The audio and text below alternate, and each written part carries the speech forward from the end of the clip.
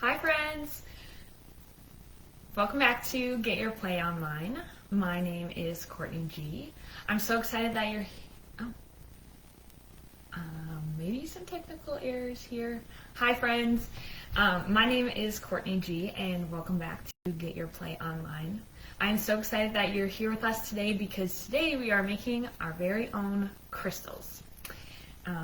So I'll teach you how to use a little bit of chemistry and patience to grow your own experiment. Before we start, I do want to give you a warning that we are going to be using boiling water today. So make sure that all your safety precautions are in place. Make sure there's nothing under your feet that you can trip on and spill. I have a dog that likes to hang out in the kitchen with me. Make sure that your hair is tied back, the counter's cleared off, and you have oven mitts and a towel handy in case we have any spills. So with that said, let's get started. Here are the ingredients or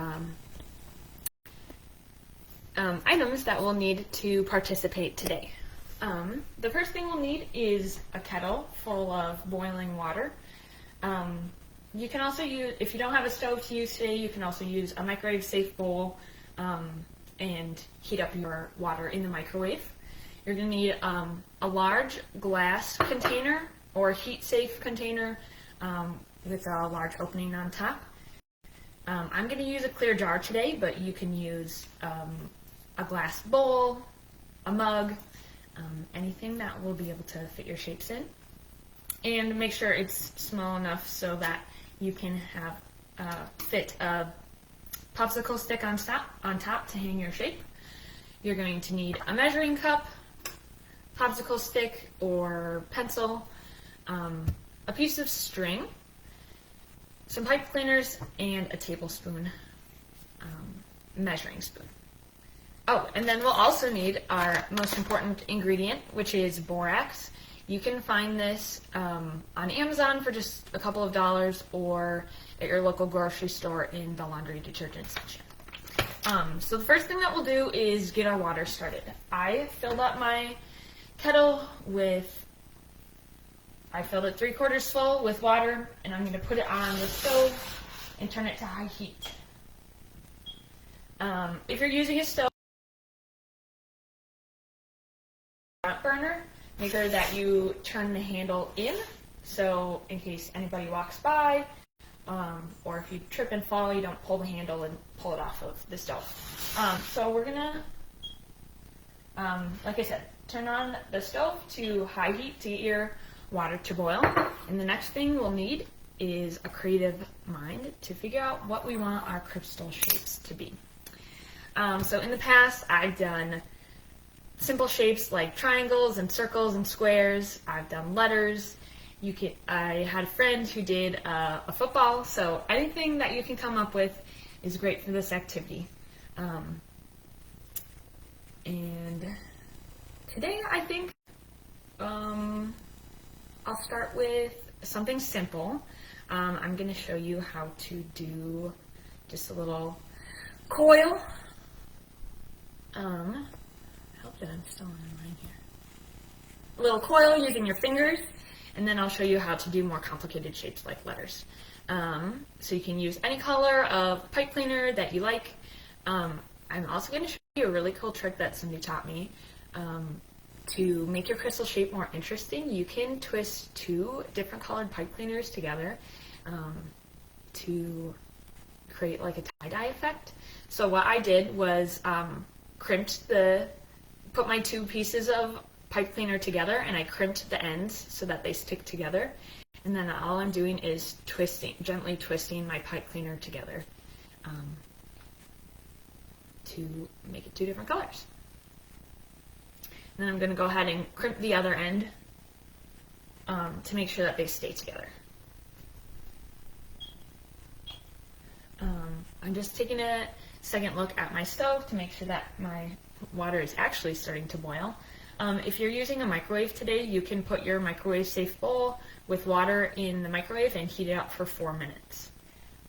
Just another safety warning that you are working with a hot stove, so don't put your elbows or hands down on top of a hot surface.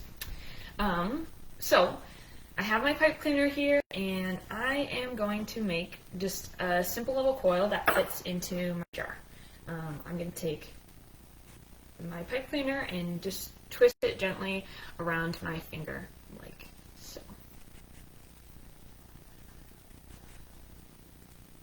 Like I said, lots of other people have done letters or complicated shapes like footballs and soccer balls and everything. So that's shape number 1. Super simple and easy. When you are forming your shape, the most important thing that you have to pay attention to, looks like my water's boiling already. I'm going to turn that down and move it over to the side for now, and making sure that I don't put my hand on the hot stove. Most important part about creating your crystal shape is making sure that it fits in your glass jar, and it fits in your glass jar without touching the edges or the bottom.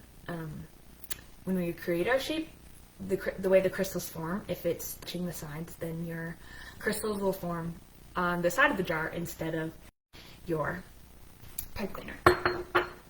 So there's shape number 1. Let's see what else we can think of. I think, let's see if we can make a sun. So I'm going to start with a big circle,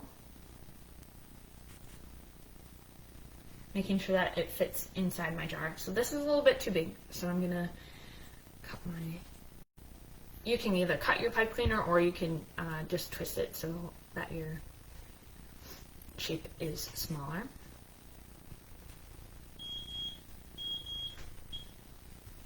My stove has a really cool safety system that if you forget to turn it off when you take the kettle off the burner, it beeps at you. So that's the sound you're hearing. Maybe I can make this into a little alien. What do you guys think? Let me know in the comments below what you're going to add to your, or what shape you're going to make your pipe cleaner into.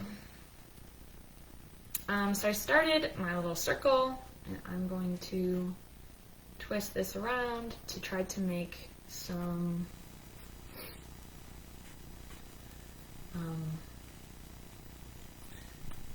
little rays of sunshine with my shape. And so if you are making your shape and you want to add little points but don't want to cut your pipe cleaner, what I'm going to do here is just figure out how long I want my ray to be, and then I'm going to bend it right back to itself. So it makes like a little line that comes back the other direction.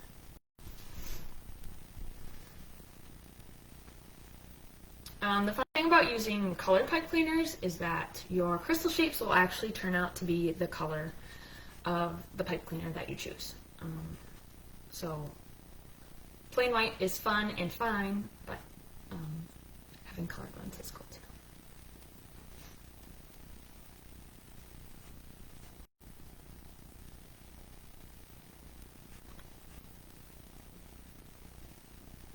Okay, almost done with our sun.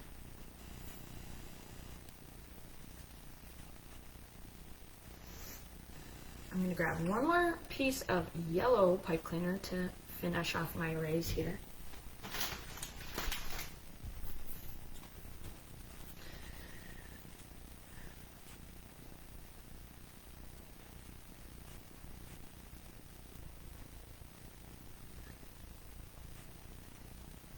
Another good tip about creating your shapes for your crystals is that the wider your piece of pipe cleaner, the bigger your crystals are going to be.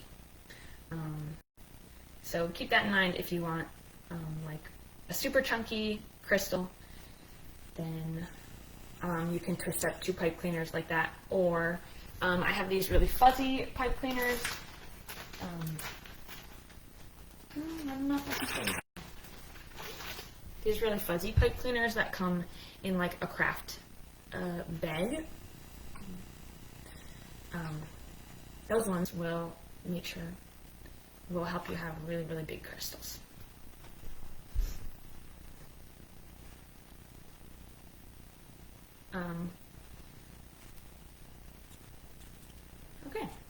And so, as a reminder, crystal shapes can be as easy or as complicated as you want them to be. I'm just going with a relatively simple shape today. And then once you kind of get the hang of the activity, you can always go back and do a second one. Alright. What do you guys think? Does this look like a sun? Alright.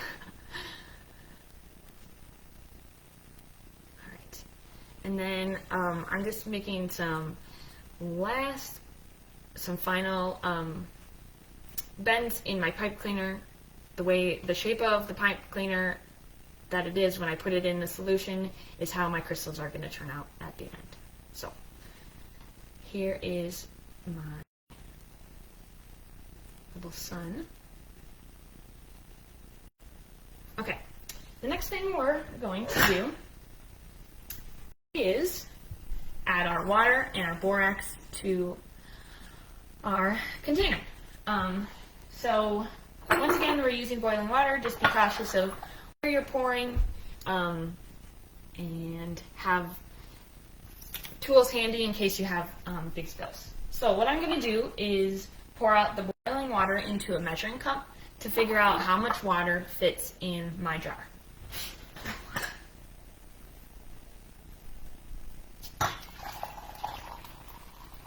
For younger kids who are following along, make sure you have a grown-up nearby if they help you.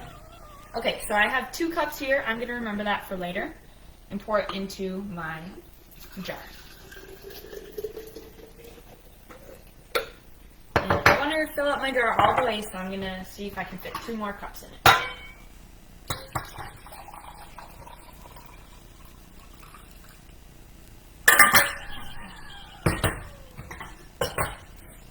Okay, and that's about 2 more cups, so I'm going to put that in my jar as well.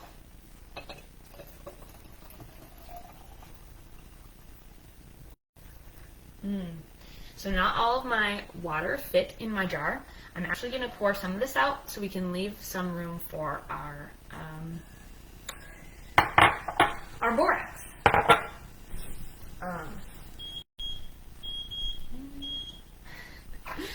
You guys probably don't have that safety mechanism on your stoves or your microwaves, so don't be like me. Make sure you turn off your stove when you're done using it. So I'm going to take this and pour some of it out.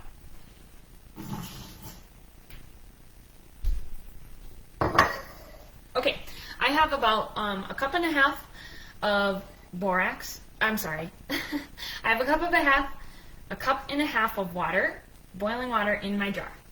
For each cup of water that you measured and fits in your container, we are going to put 3 tablespoons worth of borax into our solution.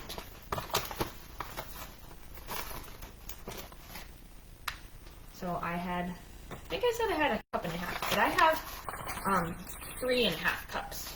So if you think about it, 3 cups times 3 tablespoons of borax is 9 tablespoons of borax.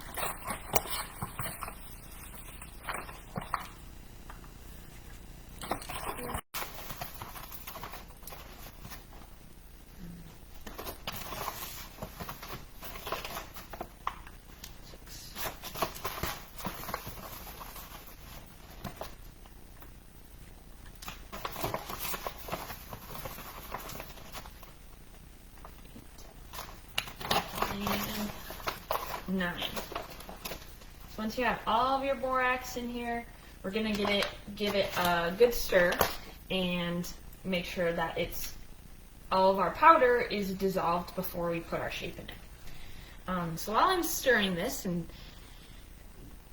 making sure it's all dissolved, let me tell you a little bit about how this experiment works. So think about the last time that you mixed a solid into water. Think like salt or sugar or even powdered lemonade.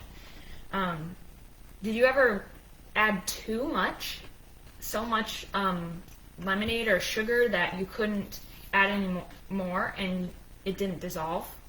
And then you had like a a lot of sugar in, or salt or lemonade hanging out on the bottom of your glass.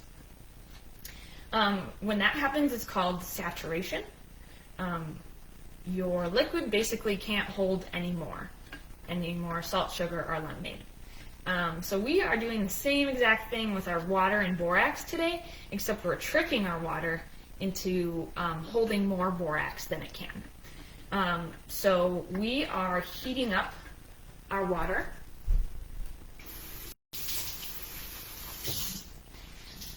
Sorry, let me say that again. Hot water holds, can dissolve liquids better than cold or room temperature water.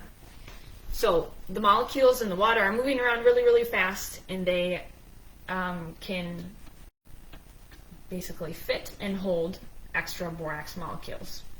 When our water cools down, the water can't hold as much borax as it did when it was hot, so it starts to fall and sink to the bottom of our glass. It's saturated. Instead of the borax falling to the bottom of our jar, it's actually going to fall right onto our shape that we created. And then instead of falling to the bottom, the extra borax falls onto the pipe cleaner. At the end of this video, I'll definitely put some little science articles for you to learn more about how saturation works and how molecules of water can dissolve solids like borax. So, once our borax is all mixed up, your water might look a little bit cloudy yet, but as long as there's nothing hanging out on the bottom of your jar, we are ready to put the shape in. Excuse me. So I have the little sun that I made, but I just realized that it's not going to fit in my jar without touching the sides. So if you need to make any modifications on yours, go right for it. I'm just going to hop over to this little twirly guy that I made earlier, and I'll show you how to suspend that in your liquid. So I'm going to take my string and just make like a loop. Just going to make a double knot in it.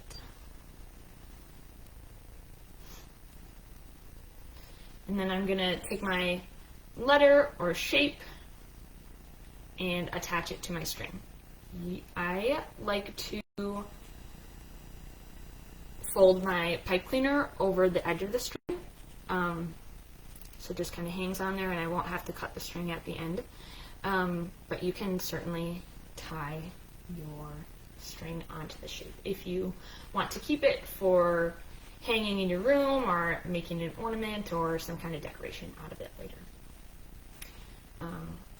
So I have my shape secured to my string, and I'm going to kind of figure out how long to make the string so that my shape dangles in my jar without touching the bottom, and also hangs on my popsicle stick here.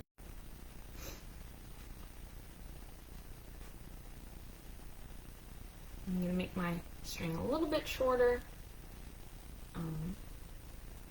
And then I like to just grab my popsicle stick and slide through the top of my little string necklace that I made here.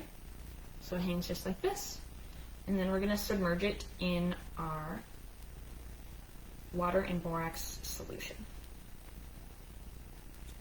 Again, I'm going to double check to make sure it doesn't touch the sides or the bottom, and it's good to go. That is how you start your crystal shape activity.